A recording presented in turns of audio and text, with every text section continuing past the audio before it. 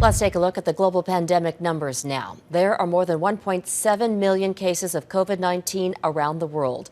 The U.S. is reporting more than 20,000 deaths, surpassing Italy as the country with the most fatalities. Today alone, the U.S. recorded more than 1,700 deaths. And in each state, the local governments are struggling with making decisions about schools reopening and church services on this Holy Weekend. Jennifer Johnson reports. As America becomes the world's greatest victim of COVID-19, government officials continue to plead with citizens to stay home. But on this Holy Weekend, there's a state-by-state debate over allowing people to attend religious services.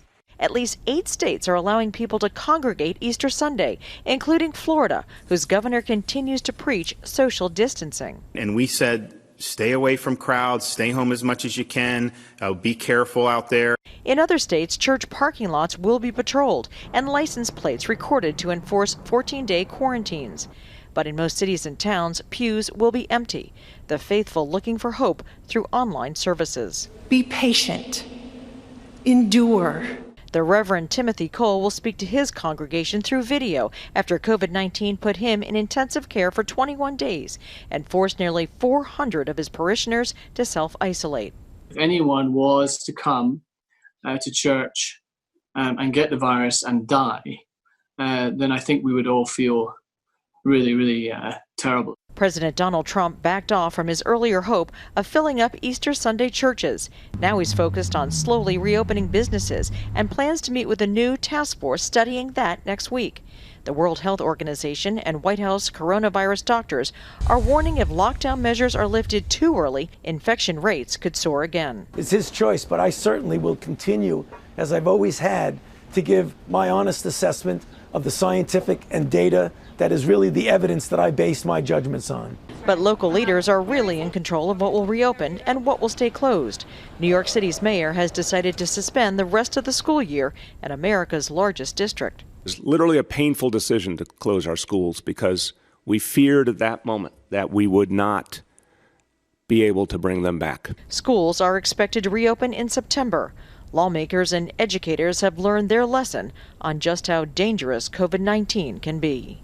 Jennifer Johnson, Global News, Washington. Developing nations are already in crisis with weak economies, fragile healthcare systems, and food scarcity. As Redmond Shannon reports, COVID-19 will likely cause even more death and destruction in this part of the world.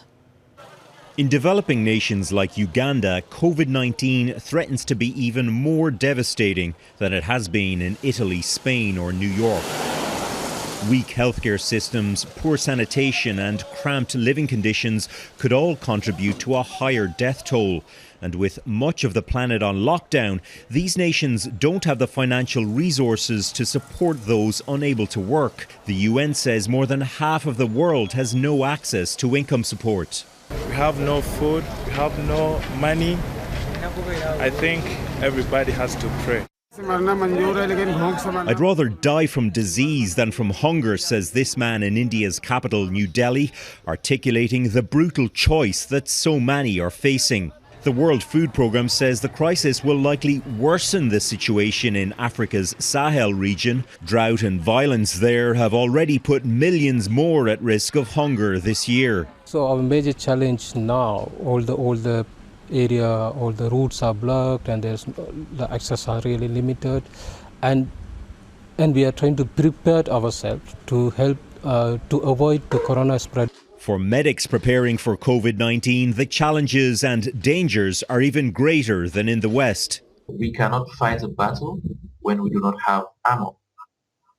We need to protect ourselves. Dr. Mamadou Balde works in an infectious disease unit in Sierra Leone. He says even in normal circumstances, basic equipment is in short supply.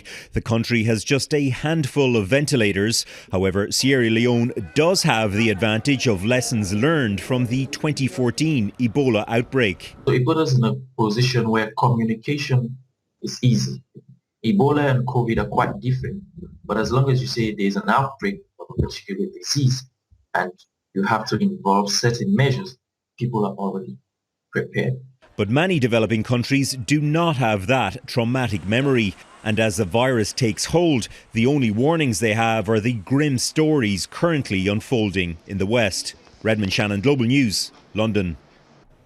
As we keep you informed on COVID-19, Donna Friesen will be hosting a special program on Sunday evenings. It's called Coronavirus, The New Reality, and it starts tomorrow at 7 p.m.